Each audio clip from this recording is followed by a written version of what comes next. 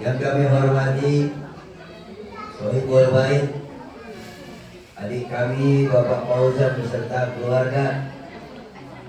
Kami hormati Bapak RW, Pak Yono, Bapak RT, Bapak Ion, orang tua kita, sesepuh kita, ayahanda, Bapak Haji Suparno, Bapak Haji Rahmatullah, Pak Edi Widiono, para bapak, para ibu hadirin hadirat yang mohon maaf tidak disebut satu persatu, insya Allah tidak mengurangi rasa hormat dan takzim kami.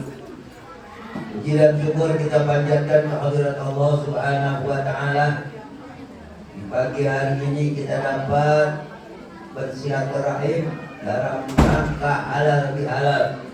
Saya kita menjalankan 1 bulan penuh ibadah Ramadan yang penuh nikmat. Mudah-mudahan Ramadan kita diterima oleh Allah Subhanahu wa Ta'ala. Luar kita dari Ramadan menjadi hamba muttaqin di sisi Allah Subhanahu wa Ta'ala. Tak lupa atas nama pribadi mengucapkan innal aidina wal faizin kullu am wa antum bi khair. Taqabbalallahu minna wa minkum wa taqabbal ya karim. Selamat Hari Raya Idul Fitri 1444 Hijriah. Mohon maaf lahir batin. Hadirin hadirat rahimakumullah. Di dalam Islam halal bihalal tak ada, yang ada silaturahim. Ya. Makanya momen yang tepat ini silaturahim. Itu ajaran Islam. Silaturahim, kata rahim diambil dari sifat Allah Ar-Rahman Ar-Rahim.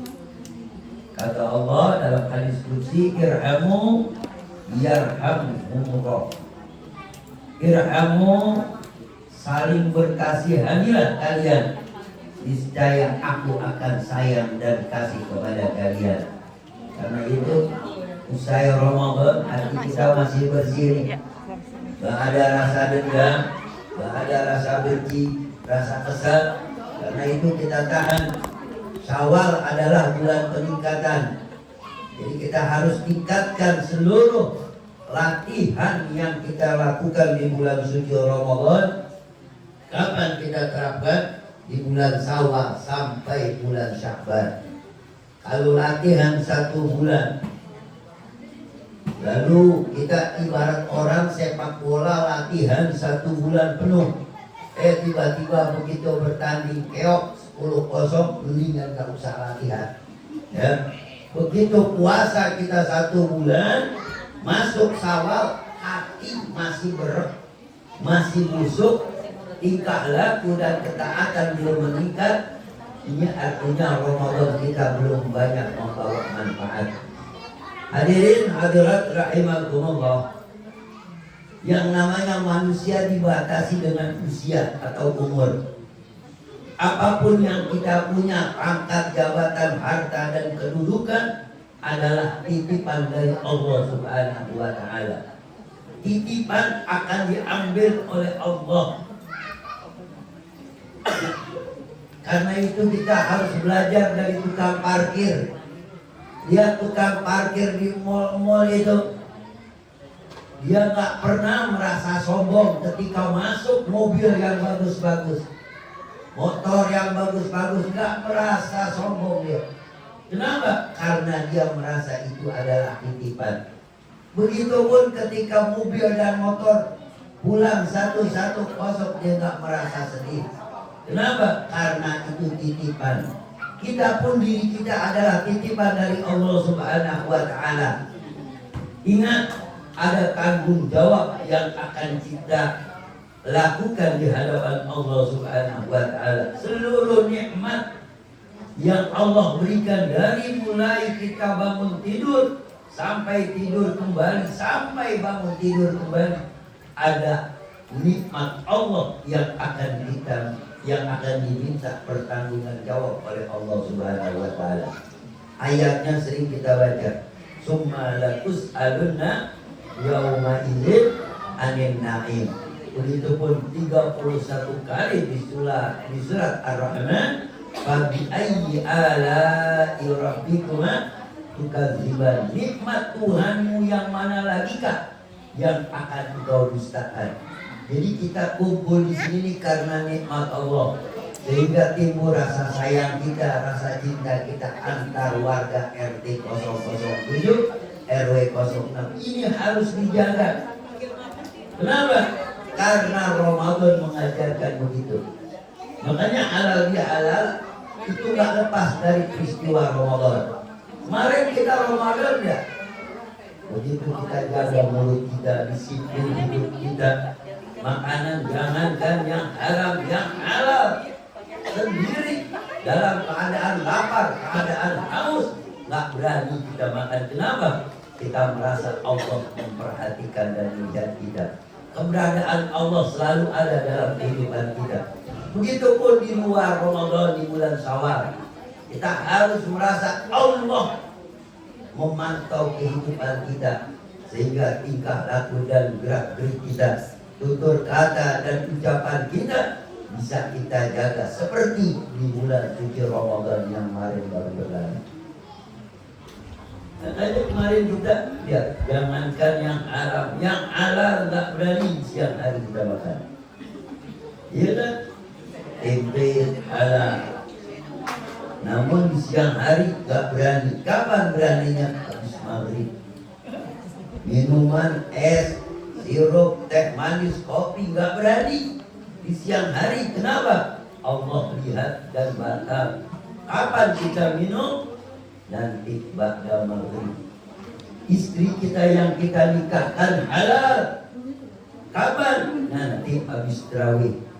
Kalau habis maghrib terlalu terburu-buru, ya, makanya kita habis tarawih. Kita nggak berani. Kenapa? Karena kita tidak berani melanggar aturan Allah Subhanahu wa Ta'ala. Al-Quran menjadi bacaan kita, zikir menjadi Al-Quran menjadi bacaan kita, zikir menjadi ucapan kita. Makanya kalau di bulan Ramadan kita bisa demikian, bisa waktu itu kita harus bisa. Orang itu untuk meraih derajat takwa bukan di bulan suci Ramadan.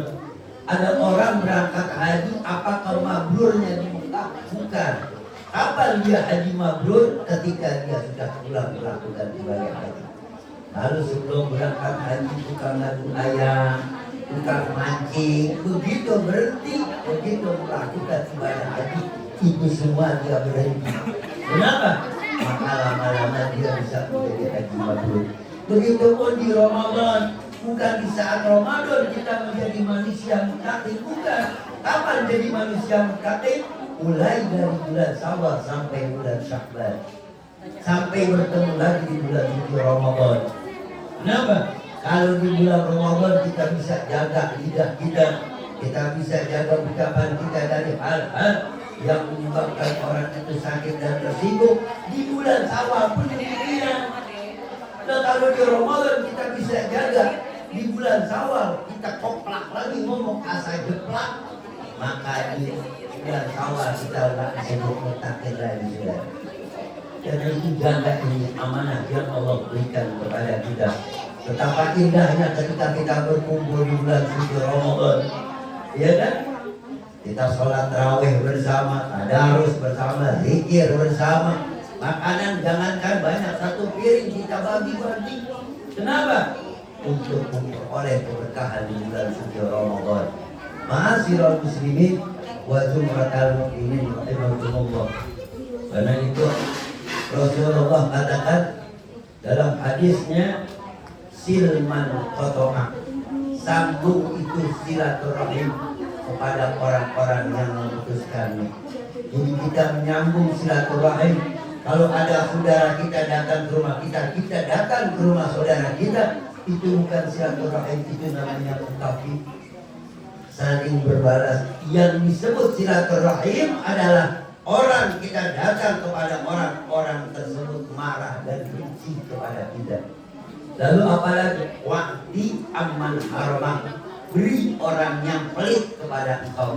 Jadi kalau ada tetangga kita pelit banget, di bulan suci Ramadan biasakan kita bagi. Di Syawal kita bagi, artinya kita didik dia agar timbul rasa belas kasih sesama manusia. Kalau memang sudah kita rajin memberi, kita sudah rajin membagi, dia juga tidak mau dan tidak tergerak hatinya untuk berbagi. Emang dasar orang itu turunan Fir'aun dan turunan sulit. Itu jangan begitu, jangankan makanannya, dosanya kita minta bagi sudah. Hadirin hadirat rahimahumullah. Lalu yang selanjutnya apa lagi? Wa'iman haram waktu aman zolama, maafkan orang yang telah berbuat zolim menyakiti hati engkau. Seperti sekarang ini, gak ada rasa dendam, gak ada rasa benci lagi kita kepada saudara kita, pada tetangga kita.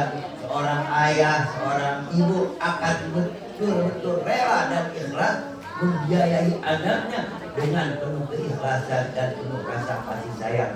Begitupun seorang anak gak sungkan-sungkan lagi, dia sujud di hadapan ayah dan ibunya untuk minta ridho dan maaf dari kedua orang tuanya.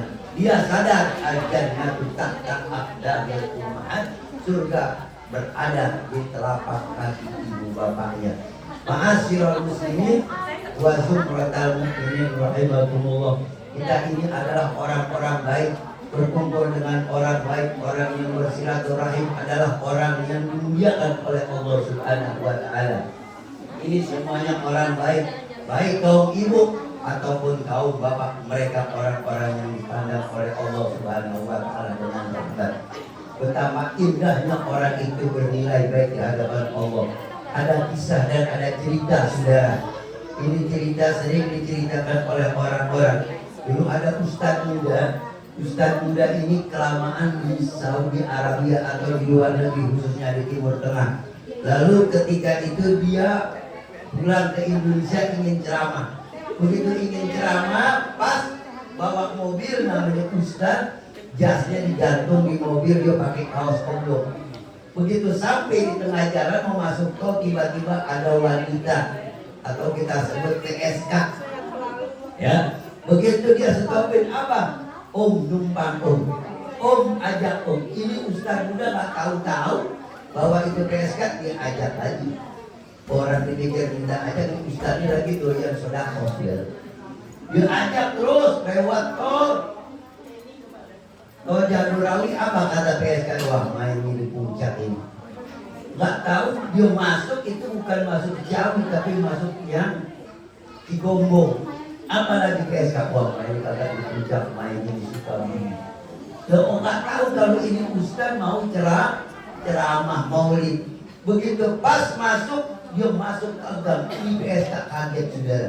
Loh, kok masuk kemari Pak? Iya, saya mau maulid. Loh, Bapak kenapa kagak ngomong? Karena itu mau ikut. Ya udah ikut. Akhirnya dia masuk, itu kebetulan yang undang ini ustaz adalah Pak Camat.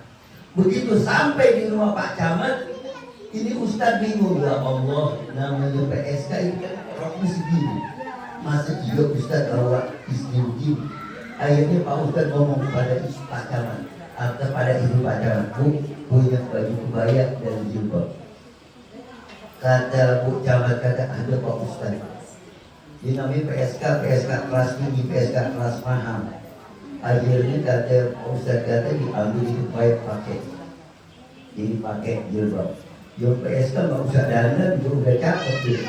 Akhirnya dia ikut ini, daripada dia mobil sendirian, ikut dia nih kepada Pak Ustaz. Apa kata Pak Camat dan Bu Camat? Ya Allah, Pak kumpul orang baik ini. Ya Allah, Pak Ustaz bersama Bu Ustazah. Saya kira Pak Ustaz sendiri kalimat ustazah. Kebetulan ini Pak Camat baru saja punya cucu pertama. Pak Ustaz naik ke atas panggung, duduk bersama kaum bapak. Ini PSK yang dianggap istri Pak Ustaz jalan ke rumah Bu Camat. Apa kata Bu Camat? Bu Ustazah, tolong doakan hidup saya. Mudah-mudahan hidup saya menjadi soleha seperti Bu Ustazah. Padahal itu Pak istrinya Pak Camat gak tahu bahwa dia itu PSK. Artinya akan ngumpul dengan orang baik akan tertular kebaikan. Begitu pula Pak Ustaznya harusnya dapat jatah 10 juta dipotong sama Bu Camat. Udah potong aja kasih ke Ustaz 7,5 juta, yang 2,5 juta kasih itu Bu Camat, kasih itu Bu Ustazah. Cuma ngumpul dengan orang-orang soleh, ngumpul dengan orang baik, seorang pelacur mendapat kemuliaan di hadapan Allah Subhanahu wa Ta'ala. Begitupun ngumpulnya kita ini, jangan kira tidak dianggap dan tidak dinilai oleh Allah Subhanahu wa Ta'ala. Allah akan beri rahmat orang-orang yang selalu silaturahim, baik kepada keluarga, terutama kepada tetangga dan sanak keluarga. Karena kita tidak tahu waktu, terkadang mulut kita itu banyon. Mulut kita itu ketika ngobrol, bahwa yang kita ajak ngobrol, yang kita ajak bicara, merasa tersinggung dan sampai lama belum terobati. Karena itu di momen halal bihalal, di momen silaturahim ini kita buka seluruh pintu maaf. Kenapa? Allah Zat yang maha pemaaf, memaafkan seluruh dosa hamba-hambanya, seluruh kesalahan hamba-hambanya. Lalu kenapa kita yang bukan nabi, bukan wali, bukan ulama, kok begitu kejam tidak mau memaafkan saudara-saudara kita atas segala kesalahan dan kegiatannya? Inilah yang dapat saya sampaikan momen daripada halal bihalal. Mudah-mudahan Allah pertemukan kembali kita di bulan Ramadan yang akan datang, bahwa Ramadan yang terakhir kita bermohon bukanlah Ramadan yang terakhir bagi kita. Kita bisa berjumpa Ramadan yang akan datang dalam keadaan sehat afiat, dalam keadaan iman dan Islam, sehingga kita niat bahwa Ramadan yang akan datang kita harus tingkatkan segala aktivitas ibadah kita demi menggapai dan mencapai derajat muttaqin di sisi Allah Subhanahu wa Ta'ala. Wallahu muwaffiq ila aqwamit thoriq. Assalamualaikum warahmatullahi wabarakatuh.